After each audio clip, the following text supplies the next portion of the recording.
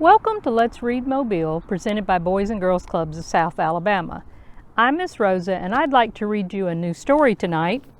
The Worm Family Has Its Picture Taken by Jennifer Frank and David Ezra Stein. Mrs. Worm lay at the top of a giant dirt pile watching her children play. They were wriggling their bodies into all kinds of delightful shapes. She hoped she'd always remember how squirmy, slimy, and cute they were at this age, but she did not have very good memory because her brain was so tiny. "I know," she declared.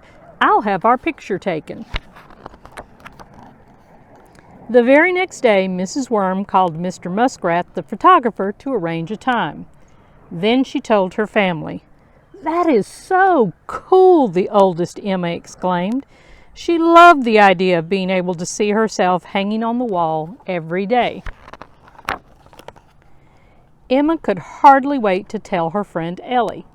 "How splendid for us," squealed Ellie. "We had our picture taken last year and it was amazing. We had the most beautiful smiles." "Cool," said Emma. But then she thought about how worms don't have teeth. How could they have beautiful smiles in their picture? "Oh well," she decided, "we will still have a nice way to remember our family."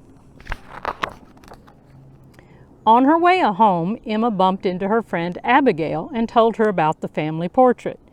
"Too fabulous," meowed Abigail. "I just love having my picture taken.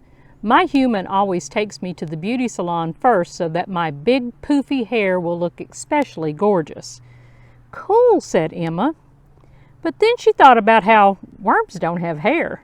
How could they look poofy and gorgeous in their picture? "Oh well," she decided, "we will still have a nice way to remember our family."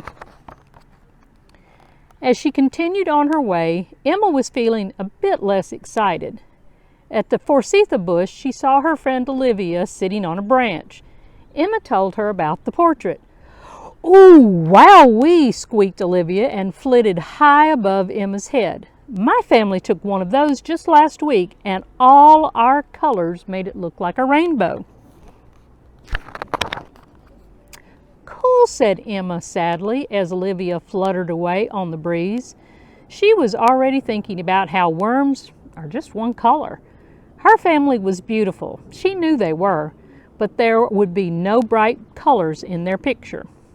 "Oh well," she decided, "we will still have a nice way to remember our family." But the rest of the trip home, Emma couldn't help feeling much less excited. As Emma fell asleep that night, she thought about what her friends had said. How was her family going to make their portrait special? When she woke up, she had an idea.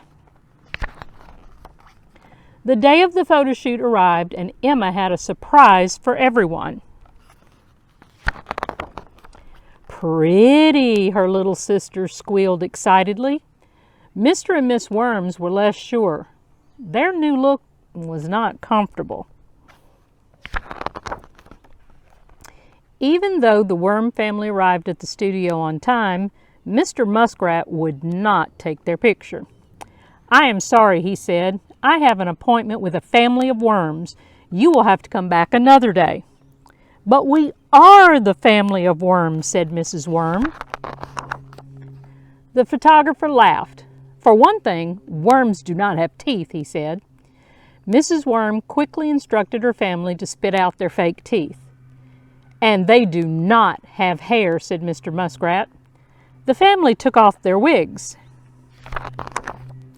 "And they most definitely are not colorful." The family undressed.